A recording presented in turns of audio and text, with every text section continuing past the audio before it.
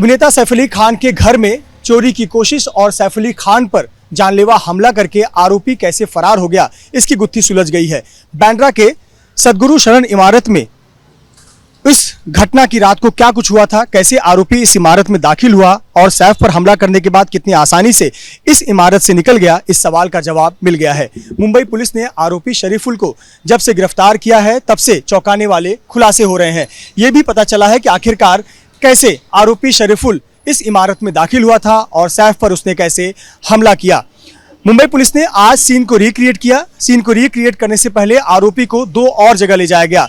पहली जगह थी बांद्रा रेलवे स्टेशन, मुंबई का बांद्रा रेलवे स्टेशन, जहां सुबह 7:05 पर घटना वाले दिन वो एक सीसीटीवी कैमरे में कैद हुआ है।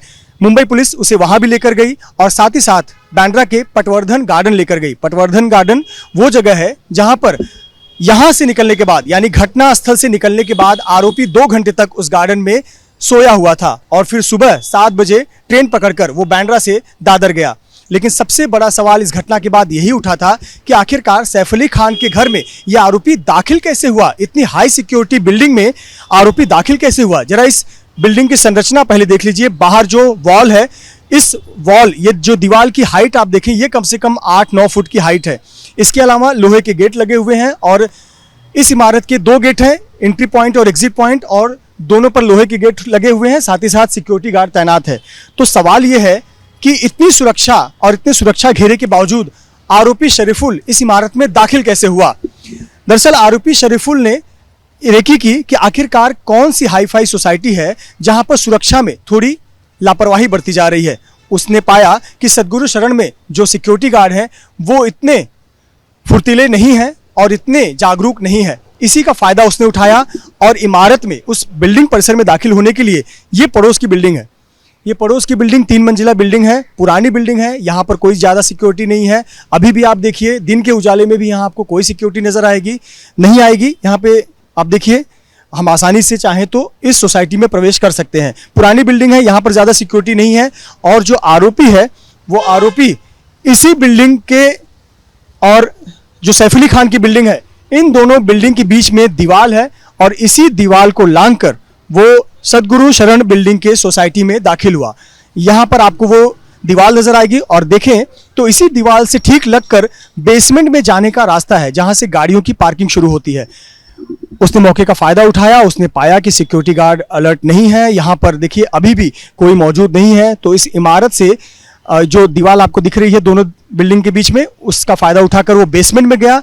बेसमेंट में जहां गाड़ियों की पार्किंग है वो वहां पर पहुंच गया और गाड़ियों की पार्किंग वाली जगह से अंदर जाने के लिए सीढ़ियां बनी हुई हैं।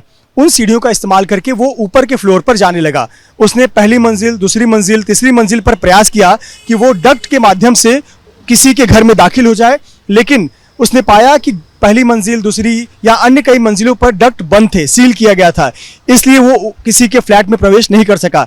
लेकिन आरोपी शरीफुल ने यह पाया कि सीढ़ियां तो खुली हुई हैं और सीढ़ियों के माध्यम से वो ऊपर तक जा सकता है। इसी का फायदा उठाकर वो इस इमारत की 11वीं मंजिल तक पहुंच गया सीढ़ियों के सहारे। इस दौरान उसने पाया कि कहीं पर भी सुरक्षा के कोई खास प्रबंध नहीं थे, कोई उसे रोकने टोकने वाला नहीं था। सिर्फ 6वीं मंजिल पर सीसीटीवी कैमरा लगा था जहां पर उसकी तस्वीरें कैद हो गई और यही सीसीटीवी फुटेज बाद में इसकी पहचान में काम आया कि आरोपी ने किस प्रकार से चोरी को अंजाम दिया है। आरोपी शरीफुल इस इमारत की 11वीं मंजिल पर पहुंचा। 11वीं मंजिल पर पहुंचने के बाद वो डक्ट की तरफ गया। डक्ट वो हिस्सा है जहां से गैस की पाइपलाइन, पानी की पाइपलाइन और इलेक्ट्रिसिटी के जो वायर होते हैं उसे वहां से निकाला जाता है।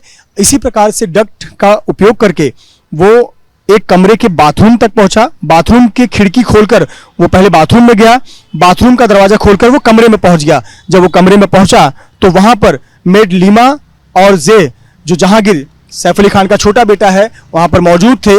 और फिर जो मेड है लीमा और आरोपी शरीफुल के बीच में आमना सामना हुआ।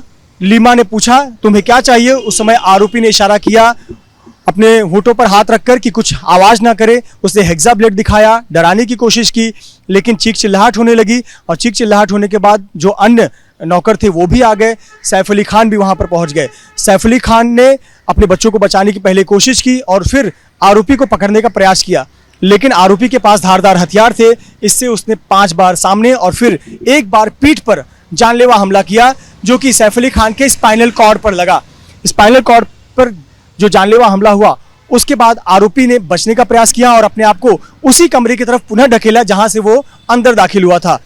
सैफ अली खान को लगा कि ये कमरे की तरफ जा रहा है, तो सैफ अली खान ने उस कमरे को बाहर से लॉक कर दिया और फिर सैफ अली खान तैमूर को लेकर नीचे उतरे और अपना इलाज कराने के लिए एक ऑटो रिक्शा की मदद ली। ऑटो रिक्शा से वो लीलावती अस्पताल पहुंचे।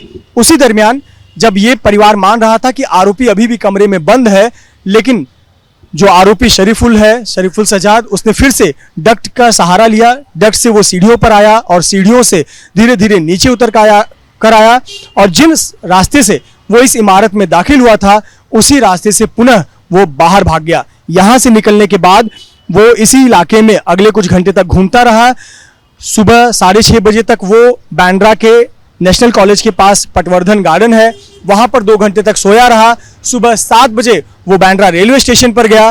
बांद्रा रेलवे स्टेशन से उसने ट्रेन ली और दादर गया।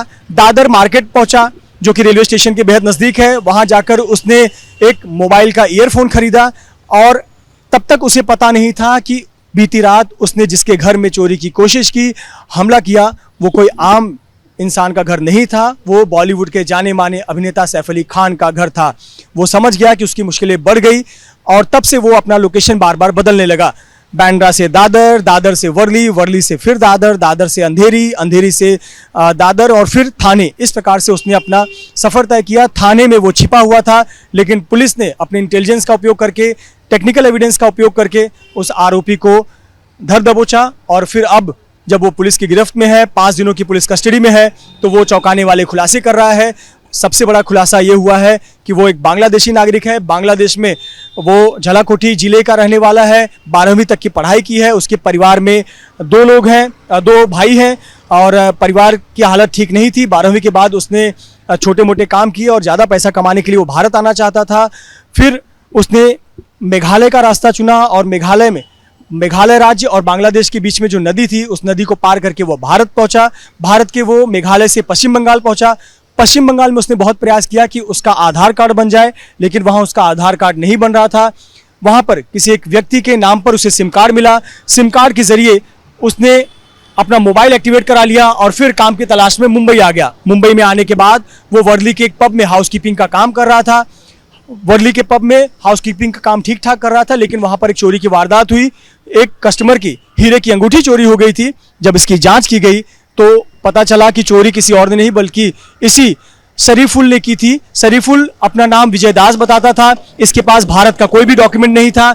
जब इससे पूछा जाता कि तुम्हारा आधार कार्ड कहाँ है, तो ये कहता कि मेरा आधार कार्ड खो गया है, जल्द ही वो नया आधार कार्ड बनाकर जमा करा देगा। इस प्रकार से वो मुंबई में छोटे मोटे काम करता था। कभी वर्ली के पब में तो कभी थाने के पब में वो काम करता था। कभी उसने मजदूरी भी की थी, लेकिन वो वापस बांग्लादेश जाना चाहता था और बांग्लादेश जाने के लिए उसे 50,000 रुपये की ज़रूरत थी और तब से वो चोरी की फिराक में था। और इसी चोरी की घटना ने उसे सदगुरु शरण इस इमारत में पहुंचा दिया और जिस घर में उसने चोरी की, वो घर किसी और का नहीं, बॉलीवुड के जाने माने अभिनेता सैफ अली खान का घर था। और सैफ अली खान इस घटना में बुरी तरह घायल हो गए। इस घटना के लगभग 5 दिन बाद सैफ अली खान अपने घर लौट रहे हैं। कैमरामैन धर्मेंद्र पांडे के साथ Pratyunjay Singh, ABP news, Mumbai. For exclusive and insightful videos, subscribe to our new channel ABP Live Premium.